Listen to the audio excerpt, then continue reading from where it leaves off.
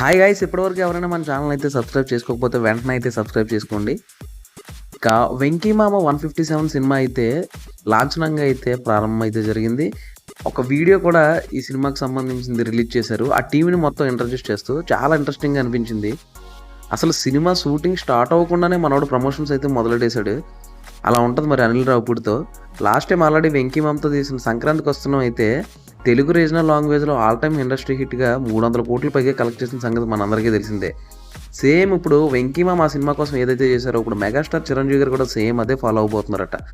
Already cinema start అవ్వకుండానే promotions అయితే ఎరగదీసేశారు. ఒక రేంజ్లో అట్రాక్ట్ చేసింది వీడియో అయితే, మంచి బజ్ కూడా క్రియేట్ చేసింది. అలానే 'వెంకీ మామ' సంక్రాంతికి వస్తున్న సినిమాలో ఒక మంచి హుషారైన పాట అయితే ఆయన పాడడం జరిగింది.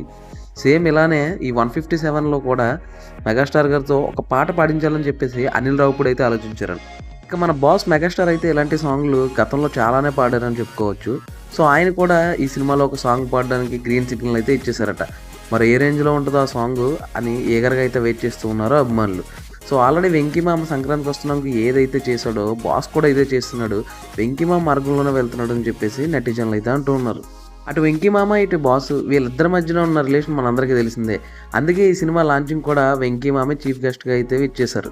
ఆయనే క్లాప్ కొట్టి ఈ సినిమా మొదటి షాట్ని అయితే ప్రారంభించారు. సంక్రాంతికి వస్తున్నాంలో ఏదైనా ప్లస్ పాయింట్ ఉందంటే అది ఫస్ట్ మ్యూజిక్ అనే చెప్పుకోవచ్చు. భీమ్ సిసిరేలియో అందించిన సాంగ్స్ అయితే జనాల్లోకి చాలా బాగా వెళ్ళిపోయినాయి.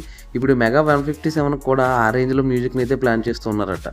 ఇప్పుడు భీమ్ సిసిరేలియో మ్యూజిక్లో మన బాస్ పాడితే ఆ సాంగ్ ఎలా ఉంటుందో మనమే ఊహించుకోవచ్చు. అలాగే ఈ సినిమా ప్రమోషన్ కోసం టీం మొత్తం ఇంట్రడ్యూస్ చేస్తూ ఏదైతే వీడియో విడుదల చేశారో ఆ వీడియో అయితే చాలా ఇంట్రెస్టింగ్గా ఉంది.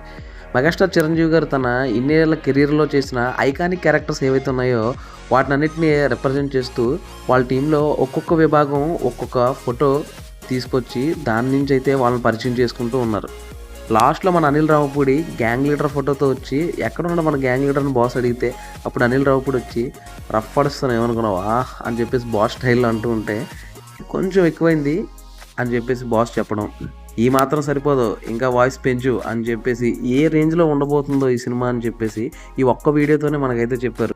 మొత్తానికి బాస్ చాలా రోజుల తర్వాత మళ్ళీ ఒక పాట అయితే పాడబోతున్నాడు. మీకు ఈ వీడియో ఇంట్రెస్టింగ్గా అనిపిస్తే కామెంట్ అయితే చేయండి, లైక్ చేయండి, షేర్ చేయండి, సబ్స్క్రైబ్ చేసుకోండి.